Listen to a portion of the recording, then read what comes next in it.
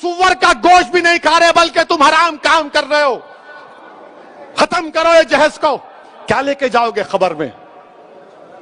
حیدرآباد کی دکن کی تاریخ بھری پڑی ہے، محلات ہیں بادشاہوں کے، ان کے مقبرے پر آج پھول ڈالنے والا کوئی نہیں ہے. کیا لے کے جاؤ گے تم کسی بچی پر ظلم کر کے؟ کتنی دولت تم کو چاہیے؟ ظلم کرے اس بچی پر تکلیف ہوتی ہے، شرمندگی ہوتی ہے. سوچو اس بات کو. ختم کرو ان برائیوں کو اپنے معاشرے سے. بچیاں، اللہ کے رسول صلی اللہ علیہ وسلم مسلمانوں کے لیے کہہ رہا ہوں بلکہ دنیا کو بتا رہا ہوں کہ ہمارے رسول صلی اللہ علیہ وسلم جب اپنے بیٹی سے ملنے جاتے، شہزادی جنت سے، یا وہ آتی، اللہ کے رسول صلی اللہ علیہ وسلم اپنی صاحبزادی کے لیے کھڑے ہو جاتے، بیٹی کے لیے کھڑے ہو جاتے تھے. حضرت فاطمہ کے لیے پیشانی پر بوسہ دیتے اپنی بیٹی کو. اور تم کیا کر رہے ہو؟ میرے عزیز دوستوں اور بزرگوں، یہ مجلس کے ذمہ داروں کا جلسہ ہے. ہماری بھی کوشش ہونی چاہیے کہ پہلے اگر ہمارے گھر میں ایسا ہو رہا ہے اس کا خاتمہ کرو. ہمارے محلے میں ہو رہا ہے، سمجھاؤں لوگوں کو. اور میں ہماری بیٹیوں سے کہوں گا کہ ڈرنا نہیں تم ہرگز اپنی جان نہیں لینا.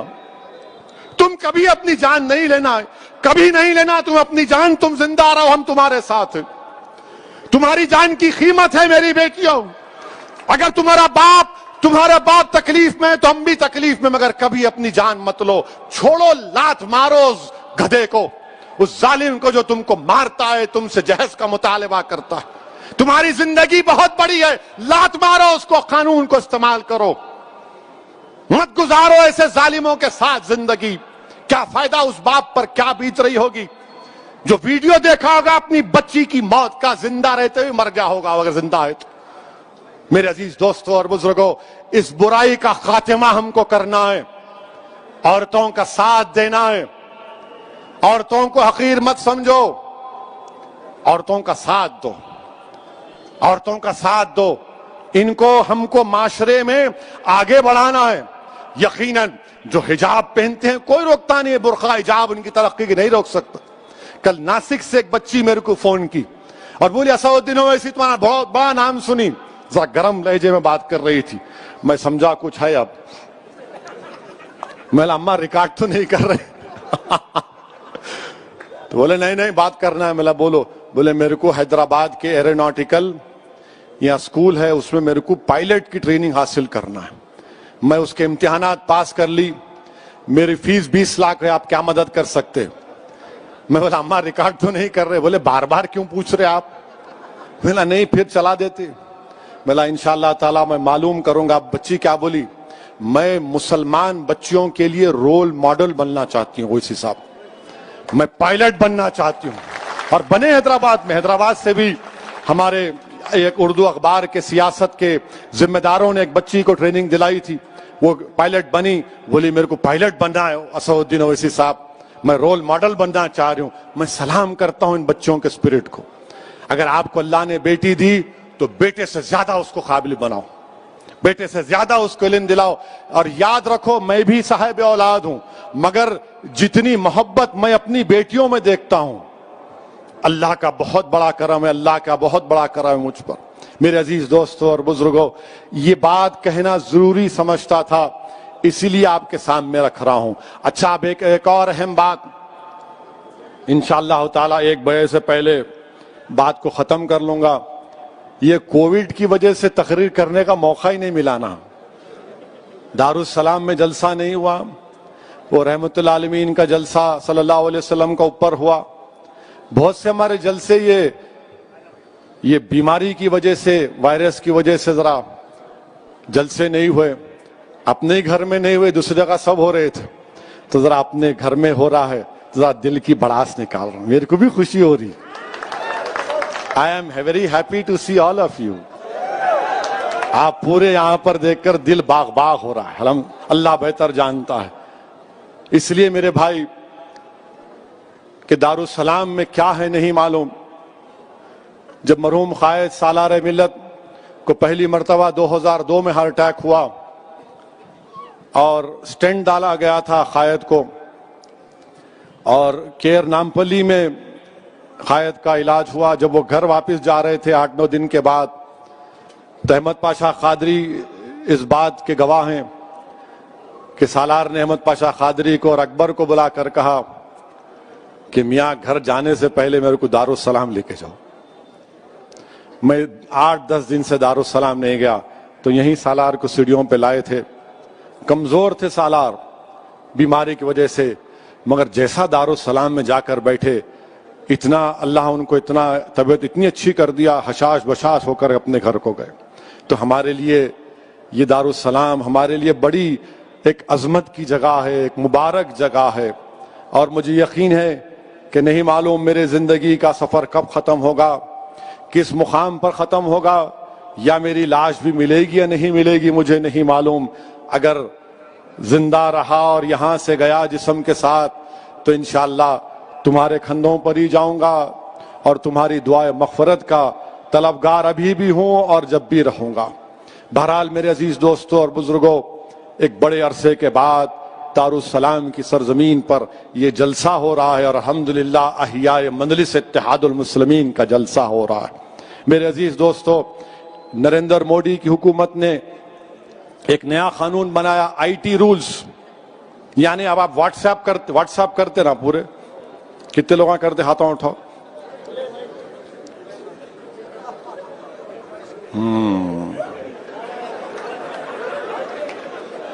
اب پریشانی میں آ گئے تم لوگ. اب واٹس ایپ آپ جو کرتے نا, اب مثال کے طور پر ایک واٹس ایپ آپ کو کسی عرب ممالک سے آیا, اس میں لکھا ہوا ہے کہ ایک عرب کہہ رہا ہے حبیبی, مانے مودی کو کہہ رہا ہے حبیبی, 8 روپے کی چیز تو 80 میں بیچتا ہے. تو مودی جی بولے it is business Brother, this is business, یہ بزنس ہے. اب وہ آ گیا آپ کو چندرائن گٹا میں بارکس میں آ گیا. اب وہ بیچارہ دیکھ کے بولا پورے عربوں کا علاقہ ہے, یمنیوں کا غیور قوم ہے وہ, تو انہوں کیا کرے واٹس ایپ کو فارورڈ کر دیے. ایک ہو گیا. دوسرا, آپ گھر کو جا رہے دارالسلام سے نکل کے, ہم کو بھی آتا, واٹس ایپ آیا, ذرا آتے آتے کوتمیر کا کٹا لا لو, ذرا آتے آتے سودا لا لو. گھر میں کو آگے نامپلی مارکیٹ سے, چوک کی مارکیٹ سے مرغی کٹا کے لاؤ. واٹس ایپ پہ آتا. اور کیا کرتے عورتیں بیویاں آج کل, ذرا اس پہ زور دینے کے لیے ایک ایموجی آتا, ایموجی معلوم نا, غصے کا چہرہ ڈالتے, لانا دیکھو. آپ دیکھ کے بولتے ارے کیا ہے رے, کوتمیر کا کٹا بنا دیے میرے کو. خیر آپ لے کے چلے گئے. اب نریندر مودی کی حکومت کیا کہہ رہی, کیسا تم فارورڈ کرے کوتمیر کا کٹا, کیسا فارورڈ کرے یا حبیبی کو. اوریجنیٹر کون ہے, اوریجنیٹر کون ہے, اور قانون یہ بنائے کہ اس کے اوپر پبلک آرڈر پیدا ہو سکتا. اگر عرب ممالک سے کوئی واٹس ایپ آیا تو مودی حکومت نے قانون بنا دیا کہ بھارت کے اور اس عرب ممالک کے تعلقات خراب ہو سکتے, یہ بھارت کی سوورنٹی کا مسئلہ آپ پہ کیس بک کریں گے. اب تم بتاؤ کہاں سے اوریجنیٹر ہوا یہ رولز ہیں اس کے, یہ اس کے رولز ہیں, IT رولز میں نکال کے لایا تھوڑا.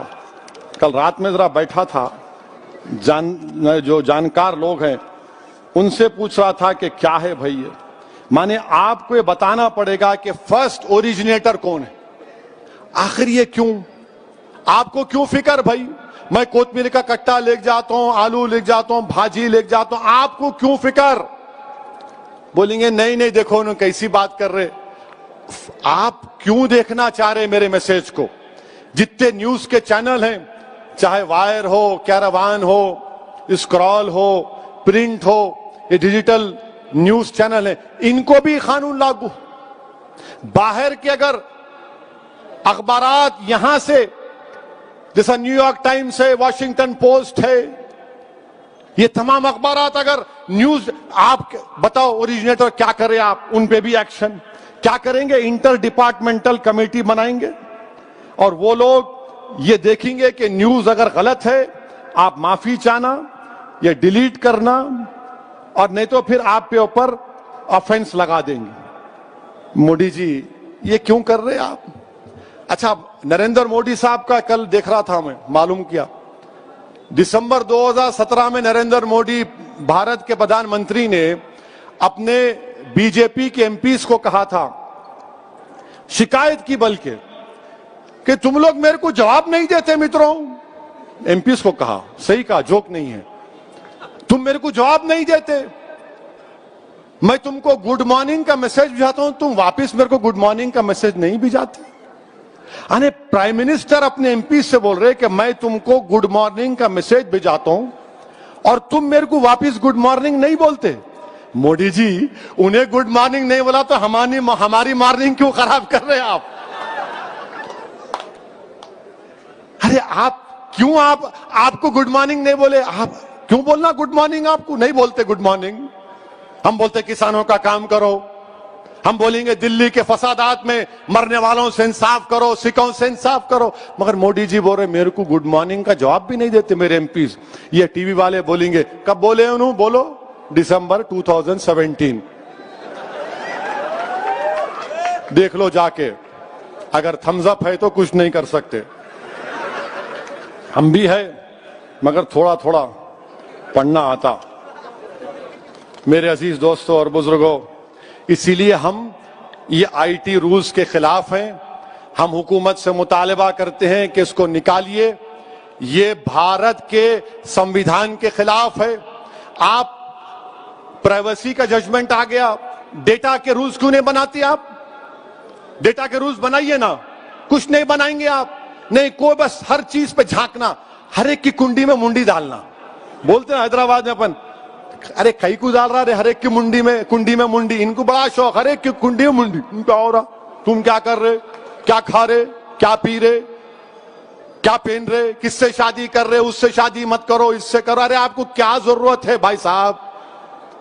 میں تو کر رہا ہوں نا، گھر میں ہے، آپ کو کیا کرنا ہے؟ کوتمیر کا کٹا ہی لے کے جا رہا ہوں، مگر وہ فرسٹ اوریجنیٹر کون ہے؟ آپ کو فکر نہیں ہے دلی کے فسادات کے بارے میں؟ 1 سال ہو گیا دلی کے فسادات ہو کر، فیضان کو کس نے مارا؟ بھارت کے وزیر اعظم بتائیے، ہم پوچھنا چاہ رہے ہیں، فیضان کو، وہ بچہ جو 4 بچے زمین پر لیٹے ہوئے تھے، حضرت پولیس جن کو مار رہی تھی، اور جن گن من پڑھو، مسٹر مودی فیضان کو کس نے مارا؟ فیضان کو مارنے والوں کو آپ کیوں نہیں پکڑتے؟ جنہوں نے کہا تھا کہ دیش کے غداروں کو گولی مارو، ان کو نہیں پکڑتے، وہ آرام سے پھر رہے ہیں، بیٹھ رہے ہیں۔ فیضان مر گیا، اس کی فکر نہیں ہے۔ اور پھر کتنوں کا نام لوں مسٹر مودی؟ بتائیے، آپ کے سامنے نام لے رہا ہوں، یہ کیراوین میگزین کا 1 مارچ کا رپورٹ ہے۔ ایک فیضان خان نام کا بچہ خالی سم کارڈ بیچا، 4 مہینے جیل میں تھا، کورٹ اس کو بیل دی۔ اشفاق حسین الیکٹرک شاپ کا، اس کو جسم پہ 5 گولیاں مار دیے۔ 10 دن پہلے مرنے سے پہلے اشفاق کی شادی ہوئی تھی۔ مسٹر مودی سے انصاف کب ہوگا؟ پھر اس میں 15 سال کا نتن کمار، یہ ہمارا ہندو بھائی کا بیٹا تھا، کھانا لانے کے لیے نکلا 26 فروری کو، اس کے والد کو فون آیا کہ اس کی dead body G T B hospital میں۔ کون مارا نتن کمار کو؟ 85 سال کی اکبر بیگم کو زندہ جلا دیا گیا، 19 سال کی عاقب کو سر پر مار کر قتل کر دیا گیا۔ عامر جس کی 4 سال کی بیٹی آج بھی اپنی باپ کے لیے تڑپتی ہے۔ عامر خان اور ہاشم 2 مر گئے، دونوں بھائی تھے، کوئی انصاف نہیں۔ محمد وکیل 52 ایئرز، اس کے آنکھ میں لا کے ایسڈ پھینک دیے، آج بھی وہ تڑپ رہا ہے، کوئی انصاف نہیں ملتا۔ اور پھر 24 فروری کے دن دلی پولیس کا ایک سب انسپیکٹر محمد فرقان کو گولی مار کر شہید کر دیا۔ چشمدید گواہ ہے مسٹر مودی، آپ انصاف نہیں کر رہے، حکومت آپ کی۔ ہم چاہتے ہیں کہ حکومت انصاف کرے، انصاف کرنے سے ہی امن پیدا ہوگا، امن مضبوط ہوگا۔ اگر حکومت واقعی میں سب کا ساتھ، سب کا وشواس، سب کا وکاس کی بات کرتی ہے تو بھارت کے پردھان منتری کو دلی کے فسادات میں مرنے والوں سے انصاف کرنا پڑے گا۔ 52 لوگ مر گئے جس میں سے 41 مسلمان تھے اور ماباقی ہمارے ہندو بھائی تھے، سب سے انصاف کرنا ہے۔ جنوسائیڈ ہوا وہاں پر، اب تک 1 سال ہوا، کچھ نہیں ہو رہا ہے۔ میرے عزیز دوستوں اور بزرگوں، میں آپ سے اپیل کر رہا ہوں کہ کووڈ کے لیے ویکسین آیا ہے، ویکسین لیجئے۔ ویکسین لینا ہے، آپ کو اپنی جان کو بچانا ہے، اس میں کسی کو ڈرنے کی ضرورت نہیں ہے۔ بہت سے ہمارے لوگوں کو ہم نے کھو دیا، یہ اللہ کا بڑا فضل و کرم ہے کہ احمد پاشا قادری صاحب کو 2 مرتبہ کووڈ ہوا، مگر اللہ نے ان کو صحت دے دی، اللہ کا بہت بڑا کرم۔ امتیاز جلیل کو کووڈ ہوا، اللہ نے ان کو شفا دے دی۔ بہت سے ہمارے اراکین بلدیہ کو ہو، اللہ نے ان کی شفا دے دی۔ بعض مجلس کے چاہنے والے، مجلس کے ذمہ داران، ان کی موت ہو گئی، اللہ ان کی مغفرت فرمائے۔ ہمارے ملک میں 1,70,000 سے زیادہ لوگ کا انتقال ہو گیا کووڈ وائرس سے۔ اسی لیے میری آپ سے التجا ہے، گزارش ہے کہ انجیکشن لگائیے، ڈرنے کی ضرورت نہیں ہے۔ اب آئے وہ لگے تو ایسا ہوتا، کچھ نہیں ہوتا۔ گھر میں اتنے باتیں سنتے، بیوی کے ذرا خالی چمٹی لیے تو کچھ نہیں ہوتا، لے لو جا کے۔ انجیکشن لینے کا ہے، وائرس سے بچنا ہے، اور پہلے آپ بھی لو، اپنے گھر والوں کو دلاؤ۔